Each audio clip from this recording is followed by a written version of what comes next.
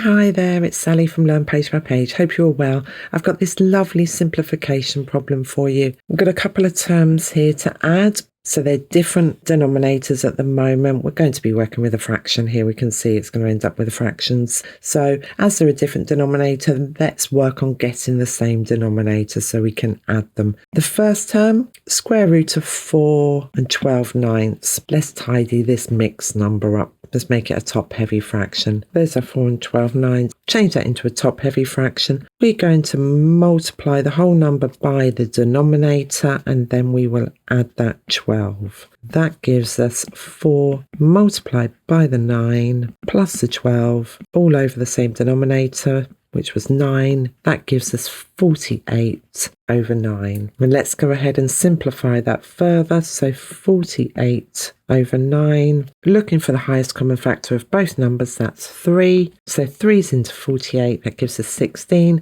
And 3's into 9 gives us 3. So I don't think we can simplify that further. I'm happy with that. And popping that under the square root sign, we have root 16 over 3. Well, root 16 over 3 is the same as root 16 over root 3, because root A over root B, well, that could also be written as root A divided by root B, which could even be written as root A divided by root B. So let's calculate this, and the square root of 16, well, that's 4. Denominator, the square root of root 3, well, that is a surd, so we can't take that any further. And if you're not familiar with the word surd, it's just an irrational root, such as root 2 or root 3. So if you were to pop root 2 into the calculator, you'd see it come back as 1.41 on and on. And that's an irrational number, a whole number under a square root sign that can't be written out as a fraction or a whole number.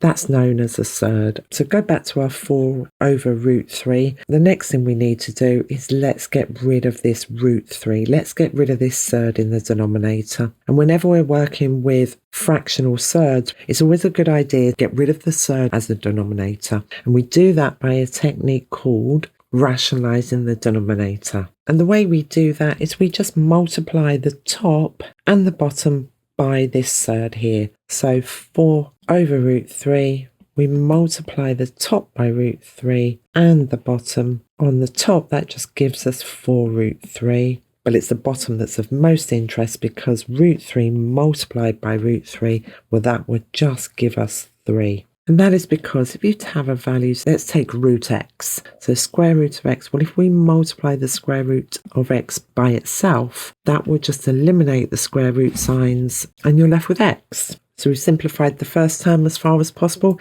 Now let's move on to the second term, this third to the power of a half. I'll get rid of this lot for you. So what do we have? Well, we have 1/3 to the power of a half. This is a fractional indice or exponent. So the bottom value, that's our root, and the top value is our power. So there, all that means is we have the square root of 1/3. And as we did before, square root of a fraction is the same as the square root of the numerator divided by the square root of the denominator. And the square root of 1, well, that's 1 over, and the square root of 3, we can't take that any further. That is a classic surd. So that gives us root 3. And again, 1 over root 3. I have a surd in my denominator. I don't want that, so I'm going to rationalise the denominator by multiplying the top and the bottom by exactly the same value. So we multiply that by root 3 over root 3.